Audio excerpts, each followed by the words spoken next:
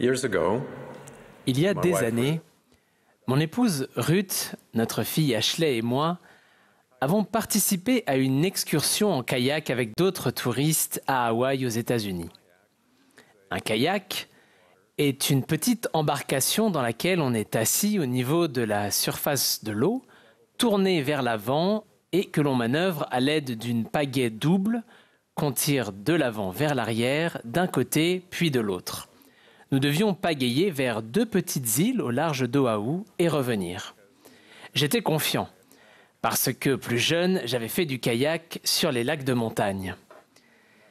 Il n'est jamais bon d'être trop confiant, n'est-ce pas ? Notre guide nous a donné des consignes et nous a montré les kayaks de mer que nous utiliserions. Ils étaient différents de ceux que j'avais utilisés auparavant. Il fallait que je m'assoie sur le kayak, pas dedans. Quand je me suis installé sur le kayak, j'ai remarqué que mon centre de gravité était plus haut que d'habitude et j'étais moins stable sur l'eau. Au départ, je pagayais plus vite que Ruth et Ashley. Au bout d'un moment, j'étais loin devant. Même si j'étais fier de ma prouesse sportive, j'ai arrêté de pagayer pour les attendre. Une grande vague, comme ça, d'environ 13 cm de haut, s'est brisée sur le flanc de mon kayak qui s'est renversé. Le temps que j'arrive à retourner le kayak et à me rasseoir dessus, Ruth et Ashley m'avaient dépassé. Mais j'étais trop essoufflé pour repartir. Avant que je ne puisse reprendre mon souffle, une autre vague, encore plus énorme celle-là, d'au moins 20 cm de haut, nous a à nouveau renversé mon kayak et moi. J'ai réussi à retourner le kayak, mais j'étais si essoufflé que je ne pensais pas pouvoir me rasseoir dessus. Le guide m'a vu et est venu vers moi. Il a stabilisé mon kayak et j'ai réussi à m'y asseoir à nouveau. Voyant que j'étais encore trop essoufflé pour pagayer seul, il a attaché une corde à mon kayak et a commencé à pagayer, me traînant derrière lui. J'ai finalement repris mon souffle et commencé à pagayer tout seul. Il a défait la corde et j'ai atteint la première île par moi-même. Une fois arrivé, je me suis écroulé sur le sable, épuisé. Quand le groupe a terminé sa pause, le guide m'a chuchoté. « Monsieur Renland, si vous pagayez sans vous arrêter et continuez sur votre lancée, je pense que tout ira bien. » En chemin vers la seconde île, puis vers notre point de départ, j'ai suivi son conseil. Par 2 fois, le guide est passé près de moi et m'a dit que je m'en sortais très bien. Des vagues encore plus grandes se sont brisées sur le flanc de mon kayak, mais il ne s'est pas retourné. En pagayant avec constance, j'ai maintenu mon élan et ma trajectoire, ce qui a atténué l'effet des vagues sur le kayak. Ce même principe s'applique à notre vie spirituelle.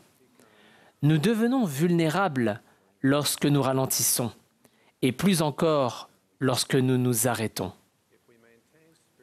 Si nous maintenons notre élan spirituel en pagayant avec constance vers le Sauveur, nous sommes davantage en sécurité parce que notre vie éternelle dépend de notre foi en lui. Cet élan spirituel prend forme au cours de notre vie entière, tandis que nous adoptons continuellement la doctrine du Christ. Russell Nelson a enseigné que faire cela produit un cercle vertueux puissant. En effet, les principes de la doctrine du Christ, c'est-à-dire avoir foi au Seigneur Jésus-Christ, se repentir, entrer dans une relation d'alliance avec le Seigneur par le baptême, recevoir le don du Saint-Esprit et persévérer jusqu'à la fin, ne sont pas des événements uniques ou des cases à cocher sur une liste. Plus précisément, persévérer jusqu'à la fin n'est pas vraiment une étape distincte de la doctrine du Christ.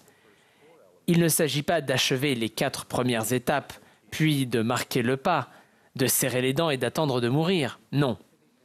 Persévérer jusqu'à la fin, c'est appliquer de manière répétée et itérative les autres principes de la doctrine du Christ pour créer le cycle vertueux puissant qu'a décrit le président Nelson. De manière répétée signifie que nous vivons les différents principes de la doctrine du Christ encore et encore tout au long de notre vie. De manière itérative signifie que nous apprenons et nous nous améliorons à chaque répétition du cycle. Même si nous répétons les différentes étapes, nous ne tournons pas en rond sans jamais avancer. Au contraire, à chaque cycle, nous nous rapprochons un peu plus de Jésus-Christ. Pour prendre de l'élan, il faut de la vitesse et une direction. Si j'avais pagayé vigoureusement dans la mauvaise direction, j'aurais pris beaucoup d'élan, mais je ne serais pas arrivé à ma destination. Il en va de même dans notre vie. Nous devons pagayer vers le Sauveur pour aller à lui. Notre foi en Jésus-Christ doit être nourrie quotidiennement.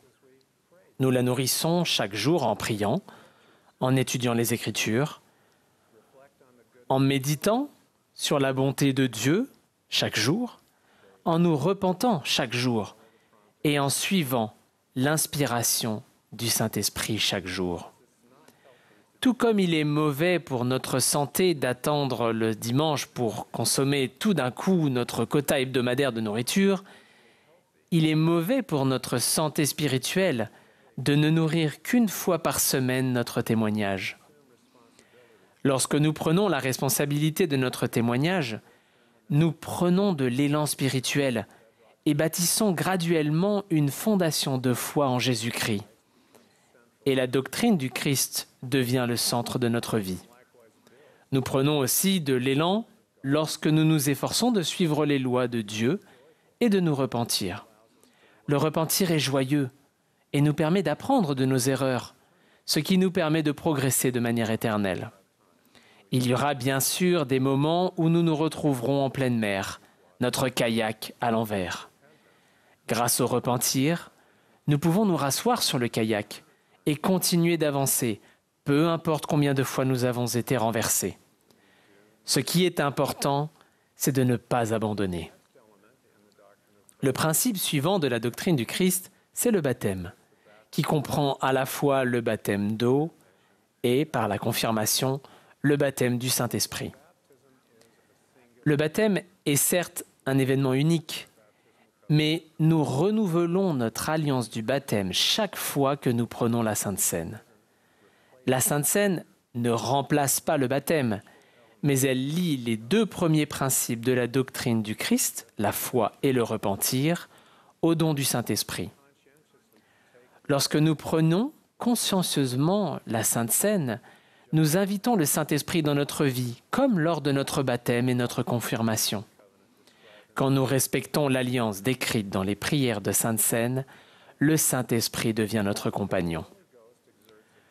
Au fur et à mesure que l'influence du Saint-Esprit grandit dans notre vie, nous acquérons de manière progressive et itérative des qualités chrétiennes.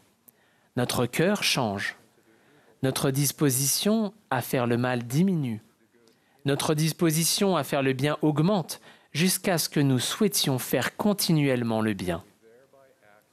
C'est ainsi que nous obtenons le pouvoir céleste de persévérer jusqu'à la fin. Notre foi a grandi et nous sommes prêts à recommencer le cycle puissant et vertueux. L'élan spirituel nous pousse également à contracter des alliances supplémentaires avec Dieu dans la maison du Seigneur. Le fait de contracter plusieurs alliances nous rapproche du Christ et nous lie plus fermement à lui. Grâce à ces alliances, nous avons davantage accès à son pouvoir. Pour être clair, les alliances du baptême et du temple ne constituent pas en elles-mêmes la source de ce pouvoir. La source de ce pouvoir est le Seigneur Jésus-Christ et notre Père céleste. Le fait de contracter et de respecter des alliances crée un conduit menant à leur pouvoir dans notre vie. Si nous respectons ces alliances, nous serons un jour héritiers de tout ce que notre Père céleste a. L'élan produit par le fait de vivre la doctrine du Christ n'alimente pas uniquement la transformation de notre nature divine en notre destinée éternelle. il nous motive aussi à aider autrui de manière appropriée. Pensez à la façon dont le guide m'a aidé après que mon kayak se soit retourné. Il n'a pas crié de loin une question inutile comme « Monsieur Renlund, que faites-vous dans l'eau ?» Il n'a pas pagayé vers moi pour me gronder en disant « Monsieur Renlund, vous ne seriez pas dans cette situation si vous faisiez plus d'exercice physique. » Il n'a pas commencé à remorquer mon kayak pendant que j'essayais encore de me rasseoir dessus. Il ne m'a pas réprimandé devant tout le groupe. Il m'a apporté l'aide dont j'avais besoin au moment où j'en ai eu besoin. Il m'a conseillé quand j'étais prêt à l'écouter et il a fait tout son possible pour m'encourager. Lorsque nous servons les autres, évitons de poser des questions inutiles ou de signaler ce qui est évident. La plupart des gens en difficulté savent qu'elles sont en difficulté. Nous ne devons pas juger. Notre jugement n'est ni utile ni bienvenu et, le plus souvent, il se base sur des informations incorrectes. En nous comparant à d'autres personnes, nous risquons de commettre des erreurs néfastes, surtout si nous concluons que nous sommes plus justes que des personnes qui rencontrent des difficultés. Ce serait comme se noyer désespérément dans 3 mètres d'eau, voir une connaissance se noyer dans 4 mètres d'eau et penser qu'elle a péché davantage et s'en féliciter. Après tout, nous avons tous nos propres difficultés. Personne ne gagne le salut, c'est impossible. Jacob, dans le livre de Mormon, a enseigné « Souvenez-vous, lorsque nous nous serons réconciliés avec Dieu, que ce n'est que dans et par la grâce de Dieu que nous sommes sauvés. Nous avons tous besoin de l'expiation infinie du Sauveur et pas seulement d'une petite part. Nous avons besoin de tout notre amour, toute notre compassion et toute notre empathie dans les interactions que nous avons avec les personnes qui nous entourent. Les personnes en difficulté ont besoin de percevoir l'amour pur de Jésus-Christ dans nos paroles et nos actions. Lorsque nous servons, nous offrons des encouragements fréquents et notre aide. Même si une personne n'est pas réceptive, nous continuons de la servir dans la mesure où elle le permet. Le Sauveur nous a enseigné « Vous continuerez à servir de telles personnes, car vous ne savez pas si elles ne reviendront pas et ne se repentiront pas et ne viendront pas à moi d'un cœur pleinement résolu, et je les guérirai. Et vous serez le moyen qui leur apportera le salut. » Guérir est la mission du Sauveur. La nôtre, c'est d'aimer. D'aimer et de servir de façon à ce que tous se rapprochent de Jésus-Christ. C'est l'un des fruits du cycle puissant et vertueux de la doctrine du Christ. Je vous invite à vivre la doctrine du Christ de manière répétée, itérative et intentionnelle et d'aider autrui le long du chemin. Je témoigne que la doctrine du Christ est au centre du plan de notre Père Céleste. C'est, après tout, sa doctrine. Si nous faisons preuve de foi en Jésus-Christ et en son sacrifice expiatoire, nous avancerons sur le chemin des alliances et serons motivés à aider autrui à devenir un disciple fidèle de Jésus-Christ.